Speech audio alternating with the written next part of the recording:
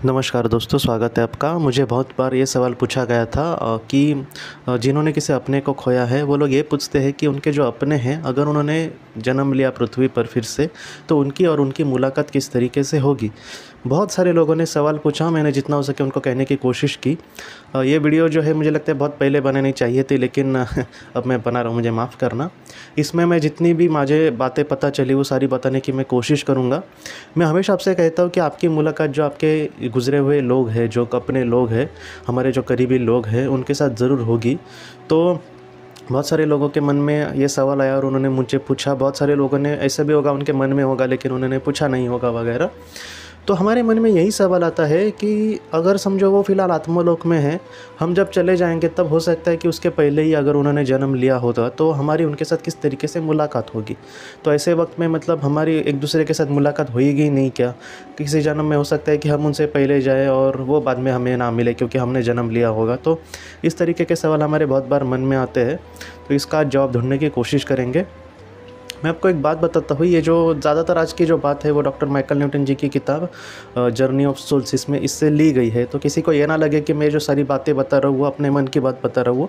और इसके बारे में अगर किसी को और ज़्यादा जानना है तो खुर्शीद भावनगरी जी की जीवात्मा जगत के नियम और जर्नी ऑफ सोल्स और डेस्टिनी ऑफ सोल्स, ये तीन भी अगर किताब आप पढ़ेंगे तो इस विषय के बारे में थोड़ा सा आपको जानकारी ज़्यादा मिल सकती है। तो क्या होता है दोस्तों कि जो हमारी आत्माएँ होती है उसका जन्म किस तरीके से होता है।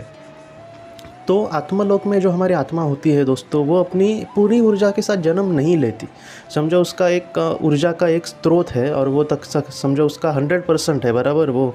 तो उस 100% स्रोत में से मतलब 100% उसका जो डेटा है उससे वो पूरा जन्म नहीं लेती जब पृथ्वी पर आती है। मतलब एक जो आत्मा होती है वो अपने पूरी शक्ति के साथ पृथ्वी पर नहीं आती, वो अपने बहुत कम शक्ति के मतलब अगर देखा जाओ तो एक सच कहे तो डॉक्टर माइकल न्यूटन जी की किताब में उन्होंने ये कहा है कि 50-60 या फिर 30-40 से शक्ति से ही वो पृथ्वी पर आती है।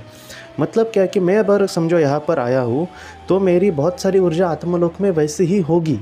बहुत बार ये भी देखा गया है, मैंने उसके भी बारे में आपको बताया, जिसको जुड़वा आत्मा कहते हैं, कि जो ऊर्जा होती है वो 2 जन्म भी एक साथ लेती है। मतलब आप समझ जाइए कि ऊर्जा का जो बहुत बड़ा मतलब ऊर्जा जो होती है वो बहुत बड़ी होती है।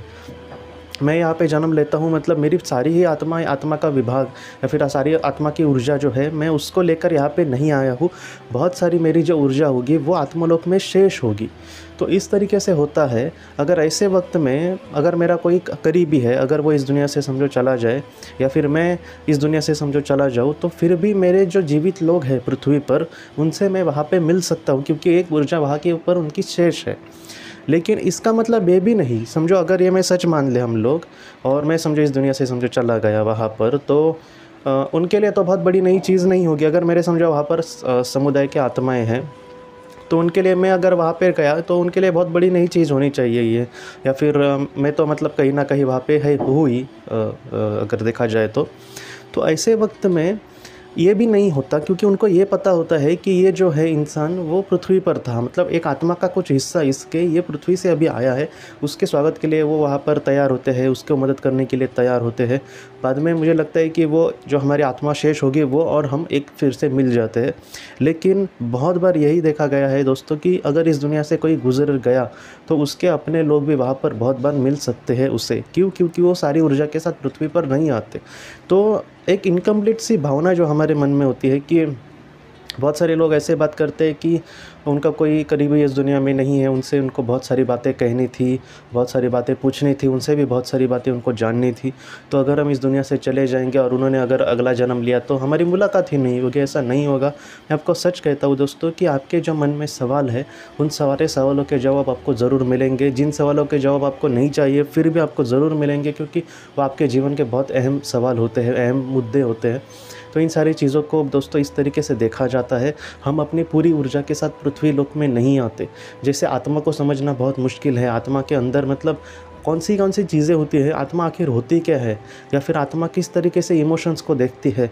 बहुत सारे लोग कहते हैं कि हम अपनी आँखों से जितनी क्लियर देखें चीज़ें नहीं दिखते, वैसे उससे हम बहुत ज़्यादा क्लियर आत्मा से साथ देख सकते हैं। मतलब क्या कि जिस तरीके से आत्मा को समझना बहुत मुश्किल है, बहुत कठिन है, वैसे ही दोस्तों आत्मा के बहुत सारी चीज़ें जो है, जैसे वो आदि ऊर्जा के साथ कैसे जन्म लेती है, जुड़वा आत्मा के साथ वो उसका मिलन किस तरीके से होता है, ये सारी जो चीज़ें हैं दोस्तों वो थोड़ा सा मुश्किल है हमें समझना। लेकिन अगर इस क्षेत्र में अगर कोई और भी बढ़े, या फिर अगर किसी का अर्ध जागृत मन जागृत हो और इस दुनिया को मतलब बहुत ही अच्छे से वो समझ सके, अंदर के हमारे इंसान के अंदर जो पिंड का ब्रह्मांड होता है उसमें अगर वो बहुत ही अच्छे से कुछ करने की कोशिश करे, तो ये सारी बातें उसको और भी ज़्यादा पता चल सकती है।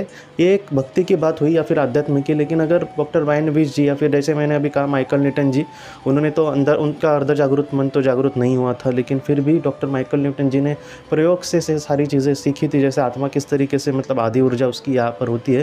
तो ऐसे प्रयोग करके भी बहुत सारे लोग दोस्तों, वो लोग इस तरीके से मतलब उनको ज्ञान मिलता है, और मुझे लगता है कि इनका जो ज्ञान है हम सबको भी बहुत कुछ सिखाता है। तो इस तरीके से होता है। इस वजह से अगर किसी ने अपने आप को, अपने किसी करीबी को खोया है, तो ऐसा नहीं है कि अगर हम वहाँ पर चले गए और उनका जन्म हुआ तो हमारी उनके साथ मिलन नहीं होगा। ज़रूर होगा दोस्तों, और बहुत ही अच्छे से होगा। और जितना देखा गया, मैं आपको सच कहता हूँ, सबसे बड़ा एविडेंस तो मैं आपको सच कहता हूँ कि ओनली लव इज़ रियल, ये किताब अगर आप पढ़ेंगे तो उन दोनों का ऐसा ही, मतलब किसी का भी जन्म लो एक साथ ही वो दोनों इस दुनिया से चले जाएंगे, ऐसा होता नहीं। लेकिन फिर भी वो इस दुनिया में, पृथ्वी पर ही वो बार बार मिलते रहते हैं। अगर पेट्रो और एलिजाबेथ की बात करें हम, ओनली लव इज़ रियल के वो सच्चे किरदार, तो पृथ्वी पर ही वो बार बार मिले, तो आत्मलोक में वो कितनी बार मिले होंगे। तो इस तरीके से बातें उन लोगों ने, दोनों ने मिलकर एक दूसरे का फिर से जीवन में चयन किया था। तो इस तरीके से घटनाएं जो होती है दोस्तों, वो ऐसे ही चलती रहती है। इस वजह से जो आपके करीबी है, जिन्होंने किसी अपने आप को बिछड़ा है अपने को, या फिर जिसने समझो नहीं बिछड़ा, वो एक दूसरे के साथ बहुत खुश है, लेकिन उनको ये डर लगता है कि हम एक दूसरे से दूर नहीं ना जाएंगे, तो आप ज़रा भी मत डरिए, आप हमेशा एक दूसरे के साथ होंगे। बहुत सारे जन्म आप ज़रूर एक दूसरे के साथ लेंगे। अगर किसी ने अपने को खोया है तो वो लोग भी बहुत अच्छे से जन्म उनके साथ ज़रूर ले सकेंगे। बस आप इस जीवन में दोस्तों, वर्तमान जीवन में आगे बढ़ने की कोशिश करनी होगी, क्योंकि हमारे जो अपने हैं वो भी हमसे यही चाहेंगे दोस्तों। आज की इस भाग को लेकर अगर आपके कोई भी सवाल हो तो आप ज़रूर पूछें, जितना हो सके मैं उसका आपको जवाब देने की कोशिश करूंगा। हम अपनी अगली वीडियो में मिलते हैं। आप अपना, अपने परिवार का ख्याल रखना। आपका बहुत बहुत धन्यवाद। ज़िंदगी की रोशनी ये संस्था ऐसे लोगों के लिए काम करती है जिन्होंने किसी अपने को खोया है, या फिर जो लोग अपनी ज़िंदगी में बहुत ही ज़्यादा दुखी है। जो लोग इस संस्था से जुड़ते हैं उनको तकरीबन 50 किताबें भेजी जाएगी उनके व्हाट्सएप पर या फिर ईमेल पर। ये किताबें आत्मलोक या फिर मौत के बाद हमारे साथ क्या होता है, इन सारी चीज़ों की आपको पूरी तरह से जानकारी देगी। और इसके साथ साथ आपको एक पास्ट लाइफ रिग्रेशन थेरेपी की ऑडियो भी भेजी जाएगी।